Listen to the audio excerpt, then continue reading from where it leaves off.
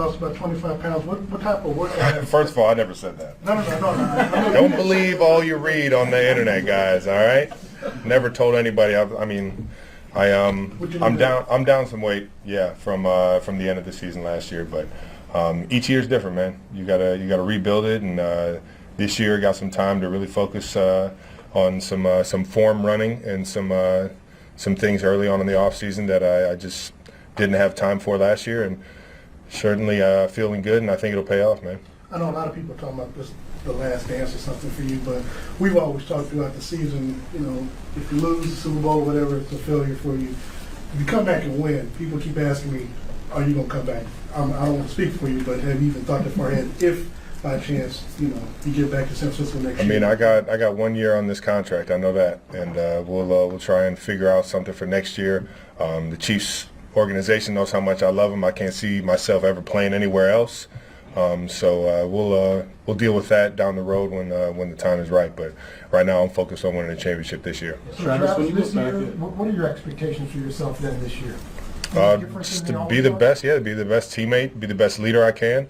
Last year, I think I failed, especially in that last game, and being a leader and being the one that could step up and make plays. So just setting the bar even higher for myself this year than I have in the past. Other than winning another championship, what would make this season a success for you? That's the only way I determine whether it's a success or not, man.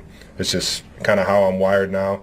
Earlier on in my career, I would set those goals for myself, and I just think it's just more of a genuine feel and the right mentality. Just go out there and try and make every play for my team, whether it's receiving or blocking or doing whatever I need to do. What did you try to do over the offseason to mentally get yourself ready for another football season? Mentally? I mean, just as soon as I made the decision to come back, that decision for me needs to be made back in March or early April. Like you set the tone and you put a regimen together that gets your mindset, get your body. And really from there you can start to tweak your skill set, So it's just everything involved. You have to evolve every single year in all phases of the game. So you already know that started back in March, and so far we're on track. So if you made the decision to come back for another year, how serious were you? I mean, I love football. I don't think I really thought about it that much. My friends and family and the team and the guys and women in this building. I love coming into work every single day. It wasn't a very tough one for me. I know I'm getting older, but at the same time, I still feel like I got a lot that I can prove in this league. And with that being said, man, it really wasn't that hard of a decision for me. We're going to go Sam, Zach, and then Baha. When you said you failed to be a leader in the Super Bowl, what do you mean by that? I just didn't make the plays that I thought I should have made. I didn't get open in certain situations, blocking the right guys, having my attention to detail, motivating my guys to, get the energy and the focus and the confidence that we needed during that game, and I just in that area, I just felt like I failed my guys. And then you said you had time this year to do some of that workout stuff. Was that all that prompted you to go through this workout? Well, the biggest thing is just making sure you're out there on the field, being a leader, being the one that's setting the tempo in terms of your work ethic. And I think that is always number one. You got to be able to, walk the walk, as they say. To be able to talk it and preach it to guys. So I think just putting myself in the best situation I can athletically, that's going to pay off down the road and being a leader and being ready for those moments. What was the process like? You touched on this a minute ago. What was the process like when you thought about not playing, and then it sounds like it was really simple in your mind? It wasn't that complicated of a decision. Yeah, I really didn't feel like it was my last game. Just felt like I got a lot more to prove, and I have so much more fun coming into the building. This is related, Travis, but that first podcast you guys did right after the Super Bowl, it really sounded like you were going to be torn, that you were really weighing all those things.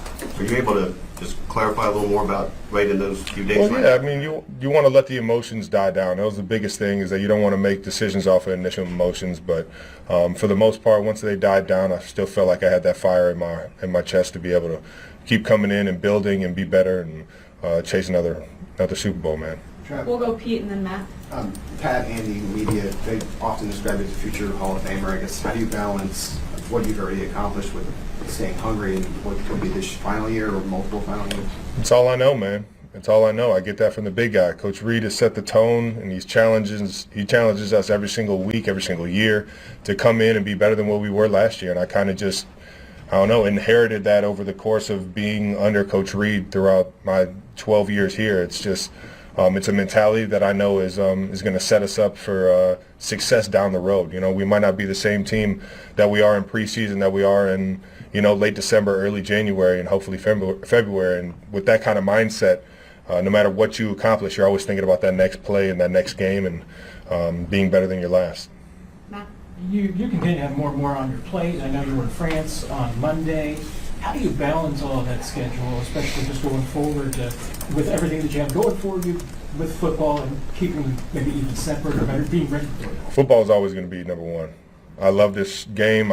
It's still my childhood dream. You know, when I really thought about it, I think this offseason I got back to, you know, just wanting to focus more on this game and getting the most out of this game as I possibly can while I'm still putting on the cleats and putting on the pads. So this will always be number one in terms of, you know, my business, you know, world and my career path. And yeah, with that being said, everything else is just kind of, you know, making sure that I'm accountable for the people that I agree to team up with, like the podcast and going over to France. Did Coach give you any advice just as far as how you balance that time during this offseason and just kind of giving some time for yourself and say, hey? I mean, Coach has always given me advice at everything in life. You know, I think he's kind of trusted me in a lot of the aspects, knowing that I've handled it a certain way. But he's also challenged me a lot to make sure that I'm still being the guy in the building for him to be able to, you know, lean on in terms of that leadership. So We're going to go last couple, starting with Blair. Travis, we saw the ring boxes set up outside. What will the ring this year symbolize for you? You know, everybody has their own view on it. Unfortunately for me, I'm only interested in Super Bowl rings. I know what the AFC Championship means to this organization and the family, and you know, the 15 wins and everything is something special that I let everybody else be happy with. Last year wasn't a success for me, and I'm motivated to make sure that we get that other ring this year. We're going to go last two, Sam. Travis, just one more follow-up on your off-season work. Do you already notice the effects of the work that you've put in? Yeah, and I'm still putting it in. It's going to be a grind. It's going to, you know, that's what I'm talking about. You got to make that decision early in the off-season for a guy like me, because that grind starts now and hopefully it ends in February. And you just keep that consistent work ethic throughout it all, and hopefully throughout the rest of this off-season, going into the actual season, and then towards the playoffs. If we're lucky enough to make the playoffs and make another run at it, you'll keep seeing me get better and better as I plan to.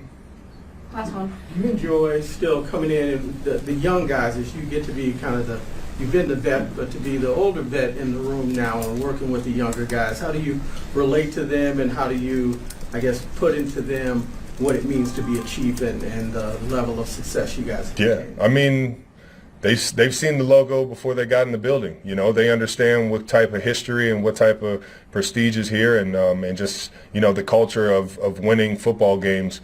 So when you get into this building, you know it's serious. You know we're coming to work, and you know, I think it's not just myself being the oldest guy in the room. It's guys like Chris Jones and obviously Pat Mahomes, Drew Tranquil. You know, Bert. Everybody's really, you know, putting their spin on it. But I think when you get young guys in the building and you get them around this culture, they understand real quick what exactly it takes to be a champion.